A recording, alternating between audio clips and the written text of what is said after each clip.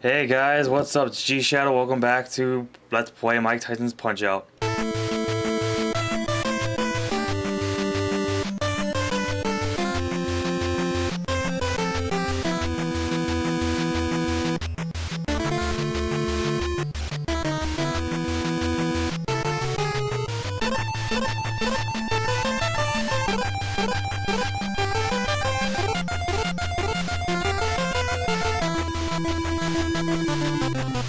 God dang, do I love that training sequence.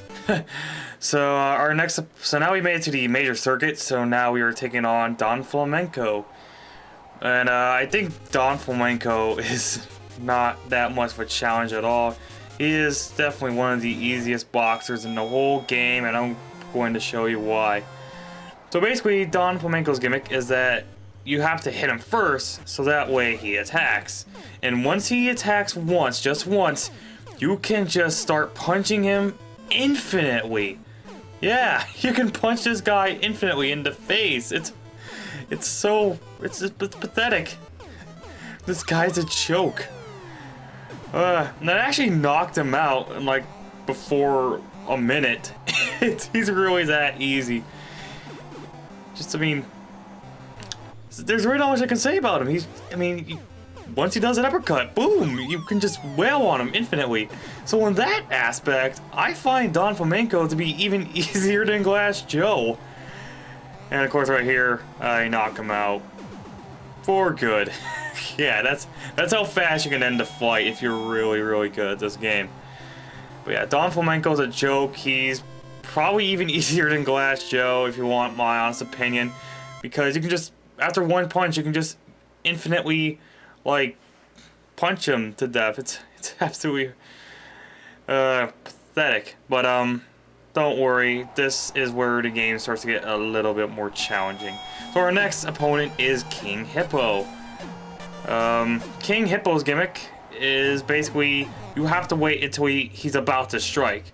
When he does that animation where he opens his mouth right there, that's the perfect time to strike. So strike him in the face once when he does that, and then punch him in the gut. And that is the way to beat King Hippo here. And the thing is, you can actually knock King Hippo out. You only have to knock King Hippo out once, and that'll be a KO. Don't underestimate him though. Do not underestimate him because his punches are very strong. He can knock you out very, very fast. So I highly recommend just do what I'm doing here. Wait until he does the attack where he opens his mouth, and that's when you punch him in the face and punch him in the gut, and you will knock him down just like so.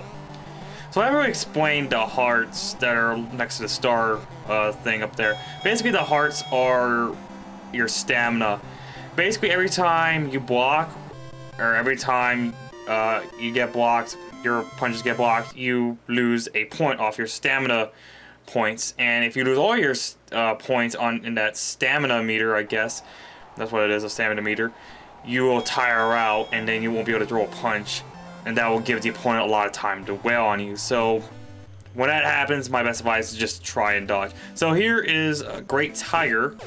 Great Tiger's gimmick, what I like to do is let him punch you first, just block the punch, and then just wail on him for 4 hits.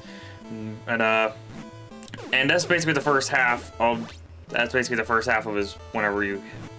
health bar basically. But when his health bar gets lower, he'll start doing the uppercuts.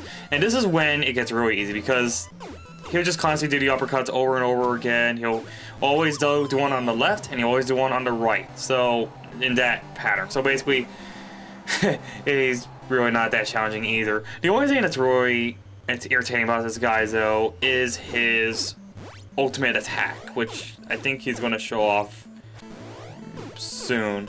I think he does it. Oh no, he's just still doing the uppercut thing.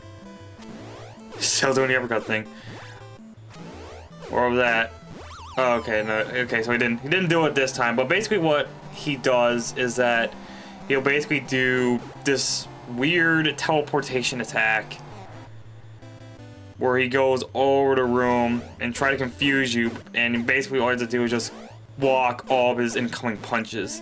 Oh, here it is right now. The jewel on his turban flashes, and you basically have to like punch him, and boom! If you block them all, you can knock this guy out instantly. So yeah, Gray Tiger can be pretty challenging at first, but once you get used to his pattern, he is really not that hard. Anyway, I'll see you in the next time. See ya.